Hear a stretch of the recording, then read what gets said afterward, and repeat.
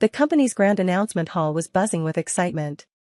Employees whispered amongst themselves, speculating about the changes that might come with the new leadership. Some were hopeful, others nervous, but everyone was eager to see the man who would be taking over the empire his father had built from the ground up.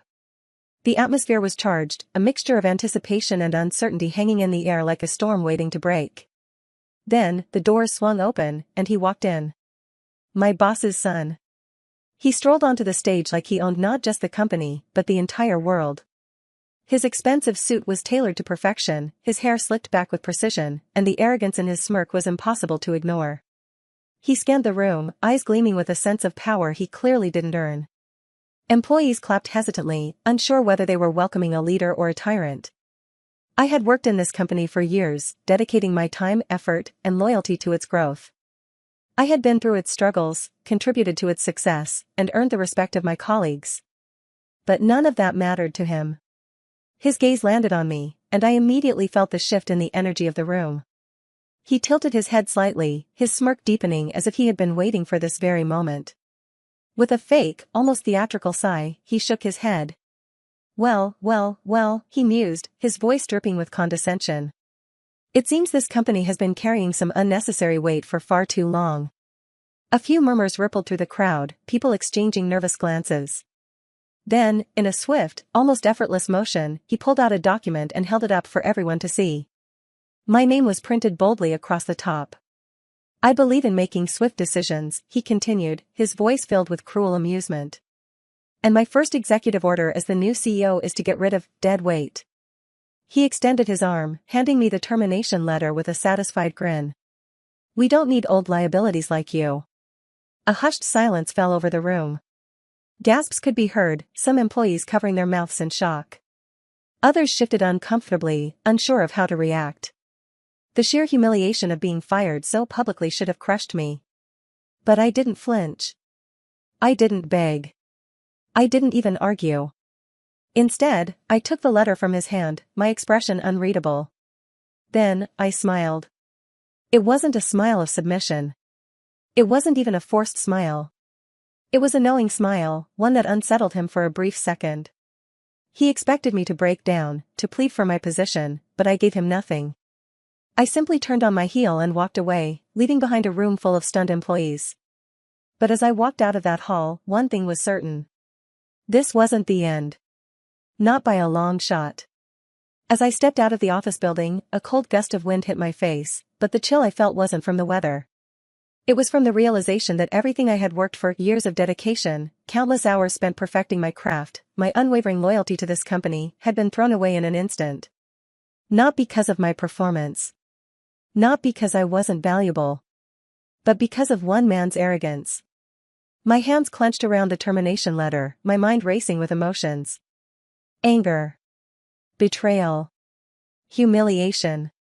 But above all, a burning resolve. I wasn't helpless. No, far from it. If the boss's son thought he had won, he was about to realize how deeply mistaken he was. I took a deep breath, closing my eyes for a moment. And then, like a lightning bolt, it hit me. This company wasn't his. Sure, he had inherited it. He had walked in with an expensive suit, a privileged smirk, and a false sense of authority. But the foundation of this empire? It wasn't built by him. It was built by his father, my old boss. The man who had spent years constructing this business from scratch, the man who had trusted me, mentored me, and once told me, loyalty and intelligence are a company's greatest assets. The boss's son had neither. He had stepped into his father's shoes without understanding the ground beneath him. He had never faced the struggles, never learned the sacrifices that came with running a business. He was merely riding on his father's success, blind to the fact that real power wasn't inherited, it was earned. And that's when I remembered. The contract. A smirk tugged at my lips as I recalled the fine print, the hidden clause that no one else had bothered to read. No one, except me. Years ago, when my old boss had offered me a senior position, he had added a unique clause to my contract. At the time, I hadn't thought much of it, it was just another line in a sea of legal jargon. But now? Now it was the very thing that would change everything. I reached into my bag, pulling out my own copy of the contract. My eyes scanned the page until I found it. And there it was, clear as day. A clause that gave me a level of power the new boss had no idea about. My heart pounded in my chest as realization set in. He had fired me in front of everyone. Humiliated me without even reading the one document that could turn his world upside down. He thought he had removed me from his company. He had no idea that with one move, I could remove him from his own empire. And by the time he realized it, it would already be too late. The next morning, in the grand conference hall of the company, a tense atmosphere gripped the room. The board members sat in their chairs, eyes flickering with uncertainty, while the new boss, who had confidently fired me just a day ago, sat at the head of the table, still basking in his imagined victory. He had no idea what was coming. Then, the heavy wooden doors burst open. The sound echoed across the room, and every head turned toward the entrance. It was his father. The real boss. The man who had built this company from the ground up. And right now, he was furious. His usually composed face was contorted with rage, his fists clenched as he stomped into the room. "You did what?" His voice boomed across the hall. The new boss, his son, visibly flinched. "Dad, I..." "Shut up." His father slammed a thick stack of papers onto the table, making everyone jump. His face was red with anger. "Did you even read the contract before you fired her?" Silence. The smirk that the new boss had worn so proudly yesterday was gone. His hands trembled as he reached for the documents. He flipped through the pages, his eyes darting back and forth. And then, his face went pale. His jaw slackened, his breath hitched, and beads of sweat formed on his forehead. He turned page after page, as if desperately hoping that what he was reading was some sort of mistake. But it wasn't. His downfall had begun. The board members exchanged confused glances, whispering among themselves. The father turned to them, his voice cold and cutting. "Gentlemen, let me explain what my foolish son has done." He inhaled sharply, his disgust clear. He just fired the one person who had a contractual safeguard in place, a safeguard that gives her the right to claim a significant portion of the company's shares if she's dismissed without just cause. A wave of murmurs rippled across the room. The board members' eyes widened, their interest now piqued. "Wait, shares?" one of them asked. "Not just a few shares," his father clarified, rubbing his temples as if trying to contain his rage. "A majority stake if she's wrongfully terminated. This company's ownership is now at stake." The new boss looked like he might pass out. His hands gripped the table, his knuckles turning white. "Dad, I didn't know." "Of course you didn't know," his father roared. "Because you didn't read. Because you walked in here like an entitled little prince and thought you could do whatever you wanted." I had been silent all this time, standing at the doorway, watching. But now, it was time. I stepped forward. Every pair of eyes turned toward me. The new boss flinched as if he had seen a ghost. I smiled, calm, collected, in complete control. "Good morning, gentlemen," I said, my voice smooth and steady. I placed my own copy of the contract on the table, flipping straight to the hidden clause. I tapped my finger on the crucial paragraph, letting them all see what had been ignored. "As you can see," I continued, "by firing me without just cause, the company has triggered this clause, granting me the right to claim the shares." The board members leaned in, reading the fine print. Their eyes widened. One of them whispered, "My God, it's true." The new boss looked up at me, his face ashen. He opened his mouth to speak but no words came out. He had laughed when he fired me. Now, he wasn't laughing anymore. The moment I submitted my legal claim, the news spread like wildfire. 30% of the company's shares were now in my hands. The same company from which I was thrown out just days ago, now, I was a major stakeholder. The boardroom was in chaos. Some members were furiously discussing what this meant, while others simply sat in stunned silence. But the one person who looked completely destroyed was the so-called new boss. His hands trembled as he looked between me and his father, his face a picture of sheer panic. This can't be happening," he stammered. "Dad, do something." But his father just glared at him, disappointment clear in his eyes. "You brought this upon yourself." His voice was cold, his anger now simmering into disgust. The employees, who had been watching from the sidelines, began whispering among themselves. I could hear the hushed voices. "She deserved better. He was always arrogant, treating us like trash. I hope she takes over completely. The tension was unbearable for him. I could see the sweat forming on his forehead, the way he swallowed hard, trying to think of a way out. And then, he turned to me. His entitled smirk was gone, replaced by a desperate, almost pathetic expression. His lips quivered as he folded his hands together in a pleading gesture. Listen, he said, his voice shaking, I made a mistake, okay? I didn't know about the contract. I was just trying to prove myself. I raised an eyebrow. Prove yourself? By firing the one person who actually knew how to run things? He flinched. He had no answer to that. His arrogance had blinded him, and now the weight of his failure was pressing down on him. Please, he continued, his voice barely above a whisper. Please, don't do this. We can work something out. I'll even give you your job back. I let out a soft laugh. Now, he was begging me for mercy. Before I could respond, one of the board members spoke up. Actually, the older man said, adjusting his glasses, we've been watching how you've handled things these past few days, and frankly, you've done nothing but damage control for your own mistakes. Another board member nodded. If anything, we believe the company would be better off without you. I turned to look at the employees gathered outside the glass doors. Some of them had pressed their hands against the glass, eagerly watching how the tables had turned.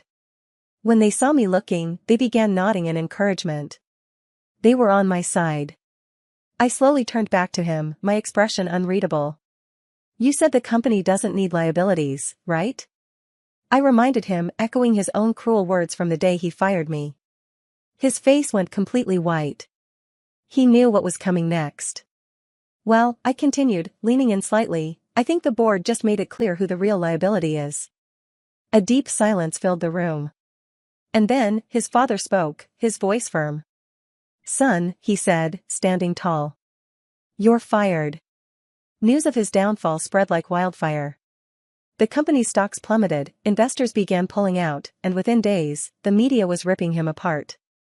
He fired the wrong person. Arrogance destroyed the company. From CEO to laughingstock, how one mistake cost him everything. The same employees who once forced fake smiles in front of him now openly mocked him behind his back.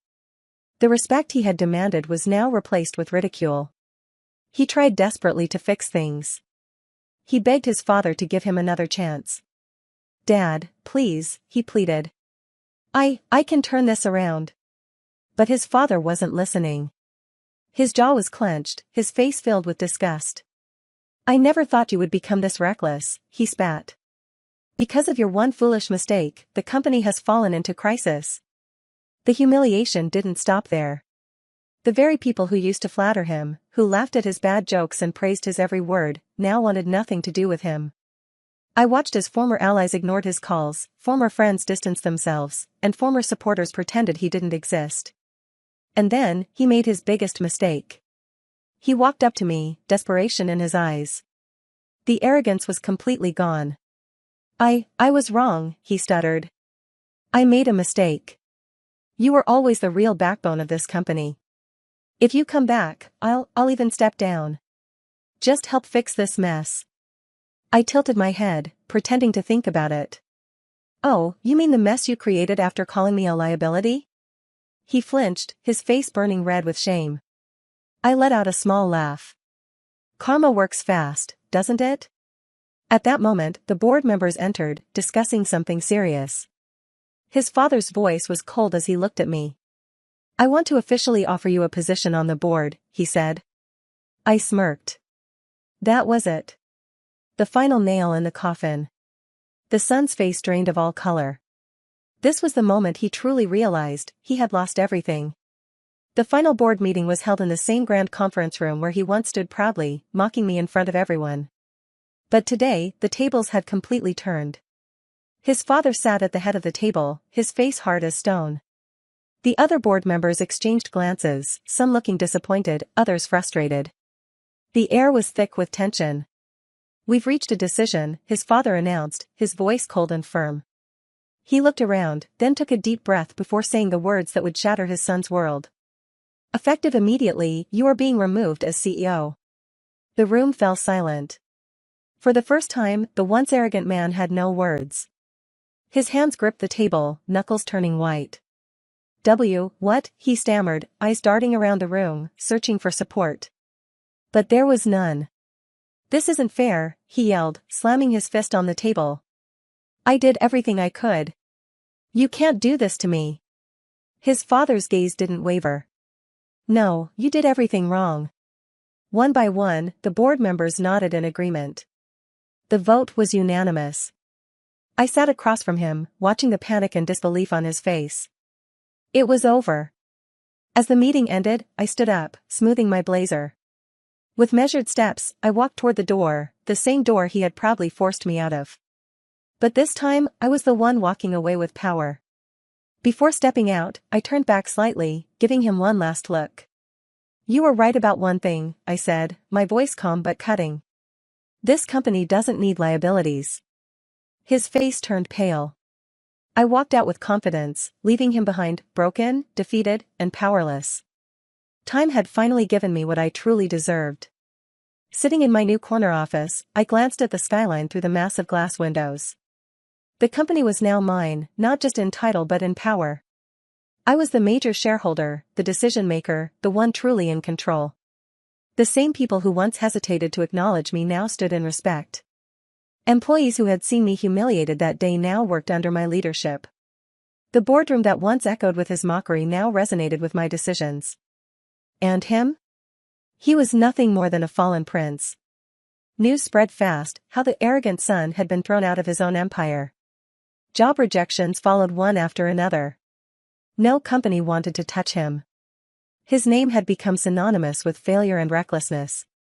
I heard from an old colleague that he was desperately job hunting, knocking on doors that refused to open for him. The same man who laughed at me now found himself laughed at by the world. Karma had worked perfectly. One evening, at an exclusive corporate event, I spotted him standing awkwardly near the entrance, out of place, ignored, invisible. He looked smaller, defeated, a shadow of the man he used to be. He met my gaze, and for a moment, I saw regret and desperation. He took a hesitant step forward, as if about to say something, maybe an apology, maybe a plea. But I simply smirked, took a sip of my champagne, and said the words that ended it all. Always read the contract.